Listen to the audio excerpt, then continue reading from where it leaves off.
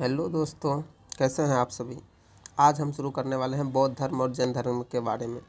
ठीक है, तो चलिए ज़्यादा देर न करते हुए शुरू करते हैं। ठीक है, तो वैसे तो जैन धर्म एक प्रतिक्रियावादी धर्म माना जाता है। इसके प्रवर्तक की अगर बात किया जाए तो इसके प्रवर्तक थे ऋषभदेव, जिसे आदिनाथ के नाम से भी जाना जाता था। ठीक है, जिसका उल्लेख ऋग्वेद में वर्णित है।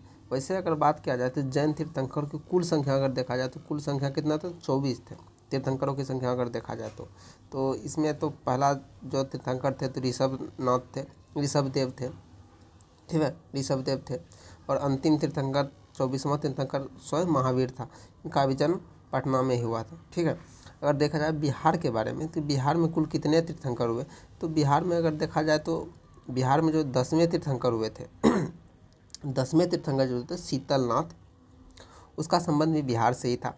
अगर 12वें तीर्थंकर को देखा जाए जो थे वसुपूज्य जो थे, जो जिसकी जन्मभूमि अगर देखा जाए जन्मभूमि चंपापुरी जैसे भागलपुर के निकट था, वहाँ पे होता, तो वसुपूज्य भी बिहार से ही ताल्लुकात रखते। और 19वें तीर्थंकर से मल्लिकानाथ, इसका भी संबंध मिथिला से था। मिथिला जन्मभूमि था मिथिला, लेकिन इसका संबंध भी बिहार से था। और 20वें तीर्थंकर सुब्रतनाथ थे, इसका जन्मभूमि अगर देखा जाए तो राजगिरी में था, इसका भी संबंध बिहार से था। और 21वें तीर्थंकर नमीनाथ जो थे, इसका भी संबंध बिहार से ही था, जहाँ की जन्मभूमि कहाँ था, मिथिला में था। ठीक है, अगर बात किया जाए महावीर के बारे में, महावीर और बिहार के बारे में, तो महावीर के बारे में अगर देखा जाए तो वैसे तो महावीर का जन्म के बारे में अगर देखा जाए तो महावीर का जन्म कब हुआ था, तो महावीर का वैसे तो बचपन का नाम जो था महावीर का, अगर जन्म देखा जाए तो कब हुआ था जन्म, तो 540 ईसा पूर्व में महावीर का जन्म हुआ था। ठीक है, और कहाँ पे हुआ था, कुंडग्राम में महावीर का जन्म हुआ था। ठीक है, अगर देखा जाए बचपन का नाम क्या था महावीर का, बचपन का नाम, तो महावीर के बचपन का नाम था वर्धमान, महावीर का बचपन का नाम। ठीक है, और अगर बात किया जाए कि वो कौन से कुल के थे, यानी वंश के, तो कौन से वंश से ताल्लुकात रखते थे, तो ये जात्रिक कुल के, मतलब क्षत्रिय कुल के थे, जात्रिक क्षत्रिय वंश के ये संबंधित रखते थे। ठीक है, अगर बात किया जाए उसके पिता का नाम क्या था, तो अगर बात किया जाए पिता का नाम, तो महावीर का पिता का नाम था सिद्धार्थ। महावीर का पिता का नाम क्या था, तो महावीर के पिता का नाम अगर देखा जाए तो सिद्धार्थ। क्या नाम था, तो महावीर के पिता का नाम था सिद्धार्थ। महावीर के पिता का नाम सिद्धार्थ था। ठीक है, और माता का नाम त्रिशला।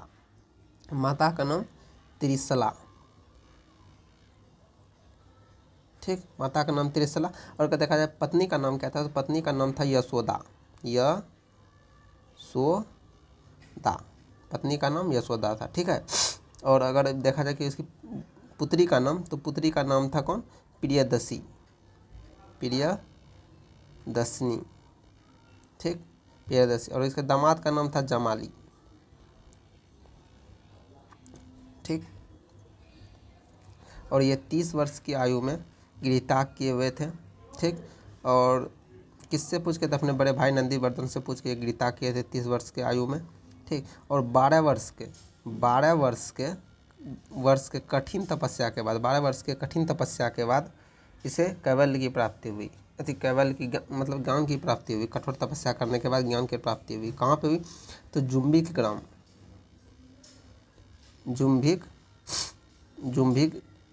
में से ज्ञान की प्राप्ति हुई। और कौन से, जुम्बिक ग्राम, ऋजुपालिका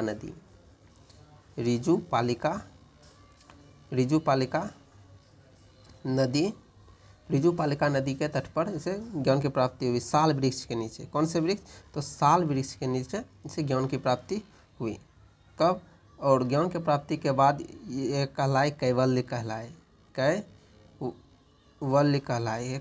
कहलाए, यानी ज्ञान कहलाए।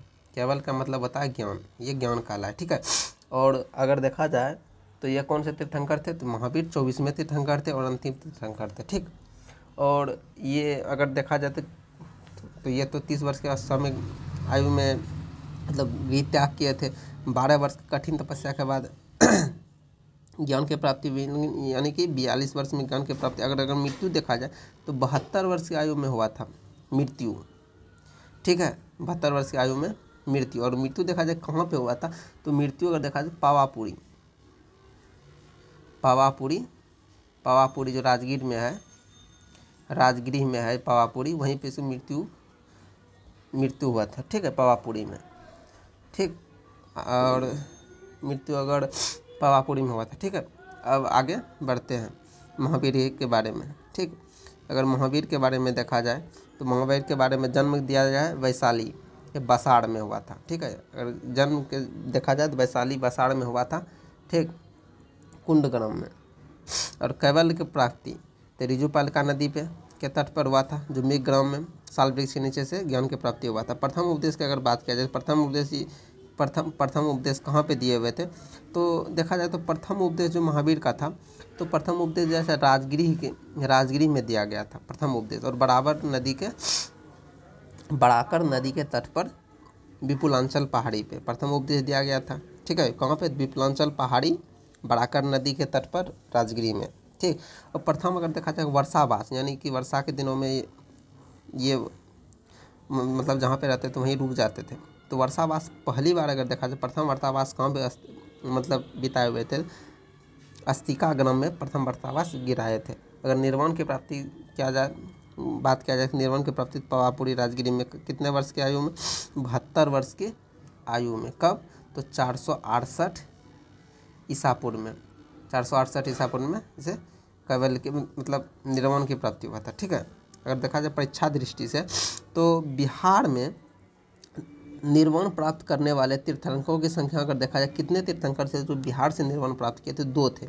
एक थे महावीर जो पावापुरी में निर्वाण प्राप्त किए थे, और दूसरा थे वसुपूज्य। ठीक है, दूसरा कौन था? वसुपूज्य था। ये बाड़मेर तीर्थंकर थे। वसुपूज्य जो भागलपुर के अंदर चंपा में था। तो 2 तीर्थंकर जो निर्वाण भागलपुर में प्राप्त किए थे, मतलब बिहार में प्राप्त किए हुए थे। ठीक है, तो अगर देखा जाए कि संवेद शिखर झारखंड पर निर्वाण प्राप्त करने वाले तीर्थंकरों की संख्या कितनी थी? 20, टोटल 20 ऐसे थे तीर्थंकर थे जो कि संवेद शिखर झारखंड में जो पड़ता है वहाँ पर निर्वाण प्राप्त किए थे। और बिहार में अगर देखा जाए 2 थे, महावीर एगो वसुपूज्य। ठीक है, चलिए आगे बढ़ते हैं। अगर देखा जाए कि जैन संगतियों के बारे में अगर देखा जाए कि जैन संगति कहाँ पे हुआ था, तो जैन संगति वैसे तो 2 गो जैन संगति, प्रथम जैन संगति और द्वितीय जैन संगति। प्रथम जैन संगति अगर बात किया जाए कि स्थान कहाँ था, तो प्रथम जैन संगति का तो ये था पाटलिपुत्र। ठीक, प्रथम जैन संगति पाटलिपुत्र में हुआ था। अध्यक्ष था स्थूलबुद्ध के नेतृत्व में हुआ था। ठीक, और कब हुआ था? 310 BC में। ठीक, 310 BC में हुआ था। कहाँ पे? पटना में, स्थूलबुद्ध के अध्यक्षता में। और परिणाम अगर देखा जाए कि परिणाम क्या निकला था इसका, तो लुप्त ग्रंथों का संकलन, श्वेतांबर व दिगंबर में विभाजन। इसका महत्वपूर्ण था कि प्रथम जैन संगति जो हुआ था, इसमें 2 मतलब जैन धर्म जो था वो 2 भागों में विभाजित हो गया था। एक था श्वेतांबर में, एगो दिगंबर में। ठीक, 2 भागों में विभाजित हो गया था प्रथम जैन संगति में। अगर देखा जाए द्वितीय जैन संगति कब हुआ था?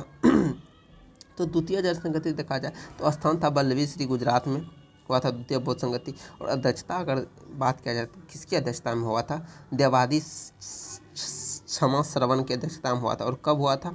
तो द्वितीय बौद्ध जैन संगति हुआ था 512 ईस्वी में। ठीक है, और परिणाम हुआ ग्रंथों का संकलन हुआ। ठीक है, पहले में हुआ तो श्वेतांबर दिगंबर में विभाजित, और दूसरे में ग्रंथों का संकलन हुआ था। ठीक है, अगर बात किया जाए अब बौद्ध धर्म के बारे में, तो बौद्ध धर्म के बारे में अगर देखा जाए तो पहले कुछ हम जानकारी ले लेते हैं बौद्ध धर्म के बारे में। वैसे तो बौद्ध धर्म के संस्थापक माना जाता है, किसको माना जाता है? तो गौतम बुद्ध को। बौद्ध धर्म के अगर संस्थापक की बात किया जाए तो बौद्ध धर्म के संस्थापक थे गौतम बुद्ध। ठीक है, गौतम बुद्ध, जिसका जन्म हुआ था 563। अगर जन्म देखा जाए गौतम बुद्ध का जन्म कब हुआ था? 563 ईसा पूर्व में हुआ था गौतम बुद्ध का जन्म। और जन्म की बात किया जाए कहाँ पे हुआ था? तो कपिलावस्तु में हुआ था, इसका जन्म हुआ था कपिलावस्तु। ठीक है, जो नेपाल के तराई में पड़ता है।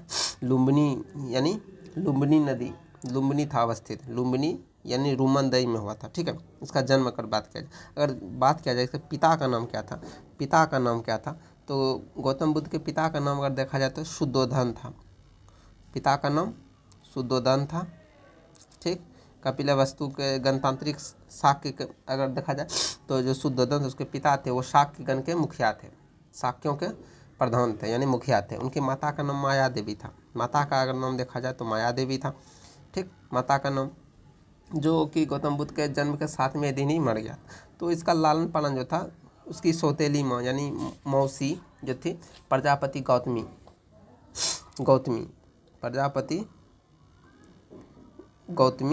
गौतमी ने किया था, उसका मौसी। ठीक, गौतमी ने इसका लालन पालन किया था। ठीक है, अगर बात किया जाए कि पत्नी का नाम क्या था, तो पत्नी का नाम था यशोधरा।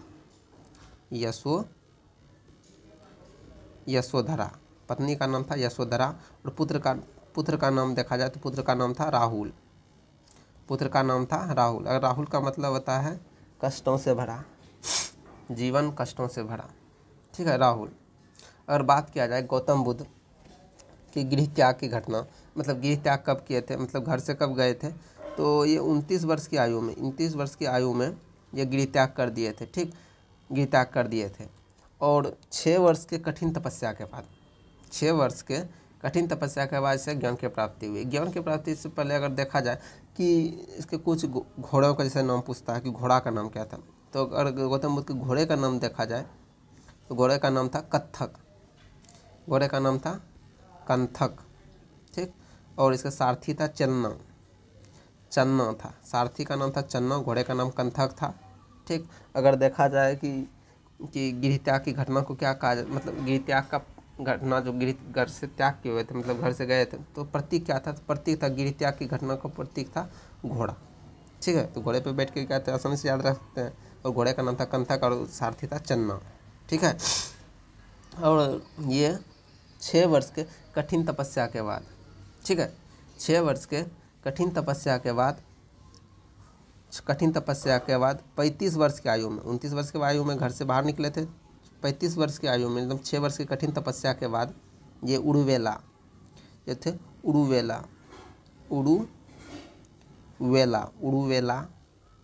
जो बोध गया में पड़ता है, उड़ुवेला बोध गया। और नदी की बात किया जाए तो निरंजना नदी के तट पर, ठीक, निरंजना नदी के तट पर पीपल वृक्ष के नीचे ज्ञान की प्राप्ति हुई। ज्ञान की प्राप्ति के बाद यह बुद्ध कहलाए।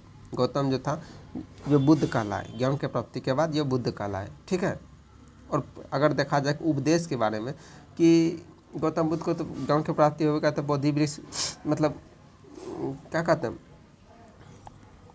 पीपल के वृक्ष के नीचे। ठीक, तो बोधि वृक्ष, वही पीपल का वृक्ष आज बोधि वृक्ष कहलाए। और बीपीएससी का क्वेश्चन था कि कौन सा संस्करण का था, तो से अगर देखा जाए तो अधिकतर मानते हैं 5वां संस्करण, मतलब 5वीं पीढ़ी है ये बोधि वृक्ष, 5वीं पीढ़ी है। ठीक है, और बोधि वृक्ष के बारे में जानते हैं कि बोधि वृक्ष कटवाया था किसने, शशांक ने। ठीक, बंगाल शासक शशांक था, उसी ने बोधि वृक्ष को कटवा दिया था।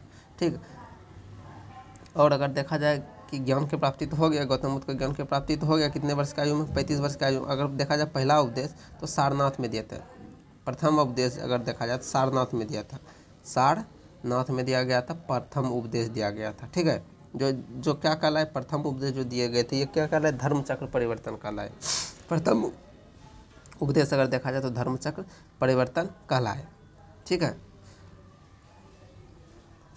अगर देखा जाए कि शिष्य के बारे में तो शिष्य था पहला आनंद था, प्रथम शिष्य आनंद था। और महिला में अगर देखा जाए तो इसकी माँ यानी सौतेली माँ प्रजापति जो गौतमी थी वही थी महिला में अगर देखा जाए तो। ठीक है, अगर प्रतीक की बात किया जाए कि मतलब प्रतीक, महत्वपूर्ण प्रतीक की अगर बात किया जाए तो हाथी था। हाथी अगर देखा जाए, हाथी प्रतीक क्या था, तो हाथी प्रतीक था माता के गर्भ में आना हाथी का प्रतीक था। ठीक है, और कमल का प्रतीक अगर देखा जाए तो यह था बुद्ध के जन्म का प्रतीक था कमल, और हाथी था माता के गर्भ में। ठीक है, और अगर देखा जाए घोड़ा अगर देखा जाए तो घोड़ा किस चीज़ का प्रतीक था, तो घोड़ा प्रतीक था गृह त्याग प्रतीक था घोड़ा का। ठीक है, और बोधि वृक्ष देखा जाए तो बोधि वृक्ष था ज्ञान का प्रतीक। बोधि वृक्ष अगर देखा जाए तो बोधि वृक्ष था ज्ञान का प्रतीक। क्या प्रतीक था, ज्ञान का प्रतीक था बोधि वृक्ष, ज्ञान का प्रतीक था। ठीक, और धर्म चक्र प्रवर्तक प्रथम उपदेश क्या कहलाए, धर्म चक्र परिवर्तन कहलाए। और भूमि स्पर्श अगर देखा जाए इंद्रियों पर विजय भूमि स्पर्श कहलाए।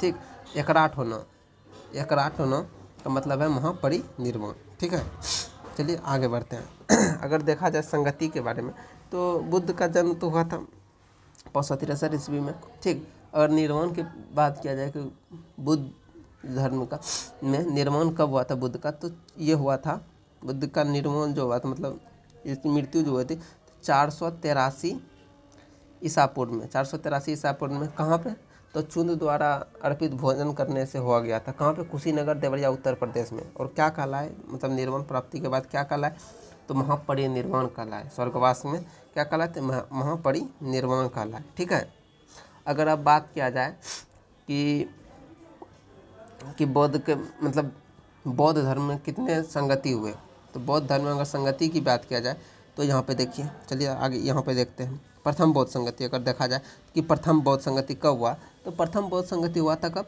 जब बुद्ध का निर्माण प्राप्ति, जिसे जानते हैं कि हम लोग 483 ईसा पूर्व में बुद्ध का मृत्यु हो गया था। ठीक है, 483 ईसा पूर्व, तो उसी समय प्रथम बौद्ध संगति का आयोजन किया गया था। किसके अध्यक्षता में, महाकश्यप के अध्यक्षता में।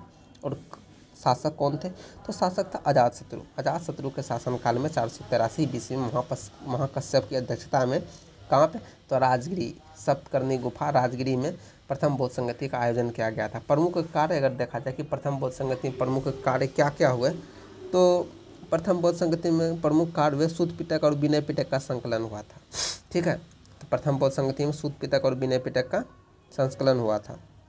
ठीक है, और अगर देखा जाए द्वितीय बौद्ध संगति के बारे में, तो द्वितीय बौद्ध संगति कब हुआ था, तो द्वितीय बौद्ध संगति हुआ था 383, 100 वर्ष के बाद 383 ईसा पूर्व में हुआ था। स्थान था वैशाली में हुआ था द्वितीय बौद्ध संगति। सभा कमी था, इसका अध्यक्ष था और शासक था कालाशोक। ठीक है, कालाशोक। अगर प्रमुख कार्य की बात किया जाए कि क्या क्या कार्य हुए थे द्वितीय बौद्ध संगति में, तो स्थविर और महासांघिक में विभाजन हो गया था। क्या क्या हुआ था, तो स्थविर और महासांघिक में विभाजन हो गया द्वितीय बौद्ध संगति में। ठीक है, अगर देखा जाए तृतीय बौद्ध संगति के बारे में, तो तृतीय बौद्ध संगति देखा जाए कि कब हुआ था, तो तृतीय बौद्ध संगति 247 ईसा पूर्व में हुआ था। 247 ईसा पूर्व में कहाँ पे, तो पटना में हुआ था। अध्यक्षता की बात किया जाए तो मोगलीपुत्र तीस था अध्यक्षता और शासक था अशोक के शासनकाल में। ठीक है, और देखा जाए प्रमुख कार्य क्या हुआ था, अभिधम पिटक यानी तीसरा पिटक। पहले बौद्ध संगति में 2 पिटक का रचना हुआ था, सूत पिटक और विनय पिटक। और तृतीय बौद्ध संगति में अभिधम पिटक का रचना हो गया था। किसके शासनकाल में, अशोक के शासनकाल में। कब, तो 247 ईसा पूर्व में। स्थान था पाटलिपुत्र। ठीक है, द्वितीय बौद्ध संगति का मोगलीपुत्र की अध्यक्षता में। ठीक है, अगर देखा जाए तृतीय बौद्ध संगति के बारे चतुर्थ बौद्ध संगति के बारे में कि चतुर्थ बौद्ध संगति कब हुआ था, तो चतुर्थ बौद्ध संगति के बारे में अगर देखा जाए तो चतुर्थ बौद्ध संगति हुआ था कहाँ पे, तो कुंडलबन कश्मीर में हुआ था। ठीक है, और शासनकाल के देखा जाए कि किसके शासनकाल में, कनिष्क के शासनकाल में हुआ था चतुर्थ बौद्ध संगति। और ईस्वी अगर देखा जाए शताब्दी कब हुआ था, तो प्रथम शताब्दी में हुआ था, मतलब पहली शताब्दी में हुआ था। ठीक, कब हुआ था, प्रथम शताब्दी में। और देखा जाए कि अध्यक्षता कौन थे, तो अध्यक्ष तो वसुमित्र थे। चतुर्थ बौद्ध संगति का अध्यक्ष वसुमित्र थे, उपाध्यक्ष थे अश्वघोष थे उपाध्यक्ष। अगर देखा जाए कि चतुर्थ बौद्ध संगति का प्रमुख कार्य क्या थे, तो प्रमुख कार्य को अगर देखा जाए तो 2 कार्य थे, हीनयान एवं महायान में विभाजन। ठीक है, किसमें हीनयान और महायान में विभाजन चतुर्थ बौद्ध संगति में। ठीक है, और इसे इसको याद किया जाए कि कैसे कैसे हुआ था स्थान के बारे में, तो जैसे देखें प्रथम बौद्ध संगति, द्वितीय बौद्ध संगति, तृतीय बौद्ध संगति, चौथी बौद्ध संगति। स्थान की बात किया जाए, स्थान का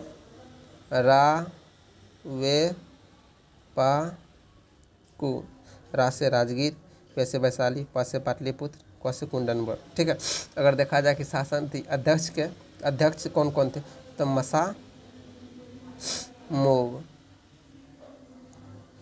म से महाकश्यप, सा से सवा कमीर, इस्लाम म से मोगलीपुत्र और व से वसुमत। अगर राजा का बात करें शासनकाल में, अगर इसका ट्रिक देखें तो अका अक, ओ का ओ क, पहले में अजातशत्रु, दूसरे में कालाशोक, तृतीय में अशोक, चौथे में कनिष्क। ठीक है, चलिए आगे बढ़ते हैं। अगर देखें बिहार में स्थिति बौद्ध महाविहार की, तो बिहार में अगर स्थिति देखा जाए बौद्ध महाविहार के बारे में, तो कुम्हरार महाविहार था, अवस्थिति पटना में है। तिलघन तिलघन जो था अवस्थित नालंदा में समीप था तिल्लास में गांव में, ठीक है। और जद्दल महाविहार को देखा जाए तो अवस्थित है गंगा व तोया नदी के संगम पर जद्दल गांव बंगाल में, ठीक है। अगर देखा जाए कि जद्दल महाविहार के संस्थापक थे पाल वंश के शासक रामपाल के द्वारा। किसके द्वारा? तो रामपाल के द्वारा जद्दल महाविहार की रचना किया गया था, ठीक है। और लोरिया नंदनराज महाविहार की अगर बात किया जाए, लोरिया नंदनगढ़ महाविहार की बात किया जाए तो अवस्थिति अगर देखा जाए तो बेतिया पश्चिम चंपारण में है लोरिया नंदनराज। ये किसके लिए फेमस था? टकसाल के साक्ष्य मिले यहाँ से। लोरिया नंदनराज में जो पश्चिम चंपारण में है यहाँ से टकसाल के साक्ष्य मिले हैं, ठीक है। अगर देखा जाए श्वेतपुर महाविहार के बारे में अगर देखा जाए तो श्वेतपुर महाविहार के बारे में अगर देखा जाए तो अवस्थिति हाजीपुर के निकट था चेसर ग्राम में श्वेतपुर महाविहार। और विशाल स्तूप संभवतः आनंद का यहाँ से मिला हुआ है, ठीक है। और अगर बात किया जाए अब नालंदा बिहार स्थित प्राचीन विश्वविद्यालय के बारे में तो नालंदा विश्वविद्यालय को सभी जानते हैं, ठीक है। नालंदा विश्वविद्यालय को सभी जानते हैं। इसकी स्थापना अगर बात करें किसने किया था नालंदा विश्वविद्यालय का स्थापना? तो ये कुमारगुप्त वंश के शासक थे कुमारगुप्त, इसके द्वारा नालंदा विश्वविद्यालय का स्थापना किया गया था। 3 पुस्तकालय थे यहाँ पे, रत्न सागर, रत्नोदधि, रत्नरंजन। रत्न सागर, रत्नोदधि और रत्न सागर 3 पुस्तकालय थे। कुलपति शीलभद्र थे यहाँ पे हुएंसांग के समय में शीलभद्र यहाँ के कुलपति थे, ठीक है। अगर बात किया जाए कि धर्मपाल शीलभद्र से पूर्व कौन थे यहाँ का कुलाधिपति, तो वो थे शीलभद्र से धर्मपाल थे, ठीक है। राहुल मित्र थे इत सिंह के समय। राहुल मित्र अगर देखा जाए कि कुलपति कब थे तो इत सिंह के समय राहुल मित्र थे कुलपति। राहुल श्रीभद्र अंतिम कुलपति का देखा जाए या अंतिम कुलपति कौन थे तो वो थे राहुल श्रीभद्र थे, ठीक है। अगर देखा जाए कि संस्थापक के बारे में अदनपुर विश्वविद्यालय, अगर अदनपुरी विश्वविद्यालय के बारे में अगर देखा जाए अदनपुरी विश्वविद्यालय वर्तमान में बिहार शरीफ में है। और ये जाना जाता था तंत्र मंत्र के लिए, मतलब तंत्र विद्या के लिए संस्थापक थे गोपाल, ठीक। अदनपुरी विश्वविद्यालय के संस्थापक थे गोपाल, अवस्थित है बिहार शरीफ में, तंत्र विद्या केंद्र के लिए जाना जाता था, ठीक है। अब देखा जाए अगर विक्रमशिला विश्वविद्यालय के बारे में तो विक्रमशिला विद्यालय कोसी एवं गंगा नदी के संगम पर अवस्थित है। कहाँ पे अवस्थित है? कोसी और गंगा नदी के द्वारा अवस्थित है भागलपुर के कहलगांव में, ठीक है। संस्थापक अगर देखा जाए कि विक्रमशिला विश्वविद्यालय के संस्थापक कौन थे? ये थे धर्मपाल थे। कौन? धर्मपाल थे। उपाधि था विक्रमशील, धर्मपाल की उपाधि विक्रमशील थे। ये वज्रयान शाखा से संबंधित रखते थे। यहाँ पे वज्रयान संप्रदाय का प्रमुख केंद्र था कौन? विक्रमशिला विश्वविद्यालय। प्रमुख विद्वान की अगर बात किया जाए विक्रमशिला विश्वविद्यालय के प्रमुख विद्वान के तो यहाँ का प्रमुख विद्वान थे दीपांकर थे, श्रीज्ञान थे, अतीश थे, विरोचन थे, रक्षित थे, अभयंकर थे, गुप्त आदि यहाँ के प्रमुख विद्वान थे, ठीक है। तो आज हमने देखा बौद्ध धर्म के बारे में, जैन धर्म के बारे में, जो कि परीक्षा के हर एग्ज़ाम के लिए बहुत ही महत्वपूर्ण है। ऐसा करते हैं कि आपको ये वीडियो बहुत ही अच्छा लगा। आगे भी अगला सेशन लाते रहेंगे। ये देखने के लिए धन्यवाद। Thank you.